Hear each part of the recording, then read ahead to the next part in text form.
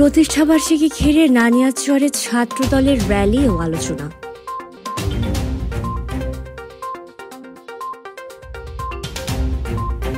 বাংলাদেশ জাতীয়তাবাদী ছাত্রদলের ৪৬তম প্রতিষ্ঠাবার্ষিকী উপলক্ষে বর্ণাঢ্য র্যালি ও আলোচনা সভা অনুষ্ঠিত হয়েছে। সোমবার দুপুরে নানিয়ারচর সদরের উপর বাজারে আলোচনা সভায় প্রধান অতিথি ছিলেন রাঙামাটি জেলা বিএনপির যুগ্ম সম্পাদক ও নানিয়ারচর উপজেলা বিএনপির সভাপতি মোহাম্মদ নুরুজ্জামান।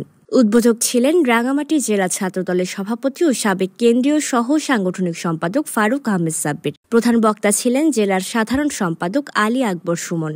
নানিয়ারচর উপজেলা ছাত্রদলের আহ্বায়ক হাসান মল্লিকের সভাপতিত্বে বিশেষ অতিথি ছিলেন উপজেলা বিএনপির সাধারণ সম্পাদক ফারুক হাওলাদার, সাংগঠনিক সম্পাদক কবির হোসেন, উপজেলা ছাত্রদলের সদস্য সচিব হেলাল আকাশের সঞ্চালনায় উপজেলা বিএনপির সিনিয়র সহ সভাপতি নূর ইসলাম ও জহিরুল ইসলাম, দপ্তর সম্পাদক মোহাম্মদ সানাউল্লাহ, উপজেলা যুবদলের সদস্য সচিব মোহাম্মদ আলী, চট্টগ্রাম বিশ্ববিদ্যালয়ের ছাত্রদলের সাবেক সহ সভাপতি বিনয় চাকমা, উপজেলা যুবদলের যুগ্ম আহ্বায়ক আবু হানিফ মীর, স্বেচ্ছাসেবক দলের সদস্য সচিব তৌহিদুল আলম, তাঁতি দলের আহ্বায়ক হাবিবুর রহমান ও মৎস্যজীবী দলের আহ্বায়ক আসমত আলী বাছা, জেলা ছাত্রদলের যুগ্ম সম্পাদক মোহাম্মদ ইসাক ও জামাল হোসেন, দপ্তর সম্পাদক আব্দুস সালাম, সদর উপজেলার আহ্বায়ক আবুল বাশার, সদস্য সচিব মাহমুদুল হাসান জুয়েল, সহ সাংগঠনিক সম্পাদক দেলওয়ার হোসেন টিটু ও সমাজসেবা সম্পাদক মোহাম্মদ মিলন সহ উপজেলার বিভিন্ন পর্যায়ের নেতৃবৃন্দ উপস্থিত ছিলেন। প্রধান অতিথির বক্তব্যে উপজেলা বিএনপির সভাপতি মোহাম্মদ নুরুজ্জামান বলেন,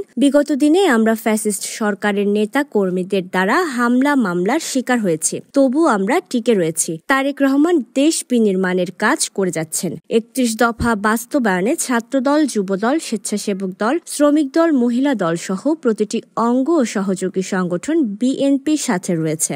অন্তর্বর্তীকালীন সরকারকে বেকায়দায় ফেলতে আওয়ামী লীগের দোসররা কাজ করে যাচ্ছে। আইনশৃঙ্খলা পরিস্থিতি বিনষ্টের চেষ্টা করলে কাউকে ছাড় দেওয়া হবে না বলেও হুঁশিয়ারি দেন বিএনপির এই নেতা।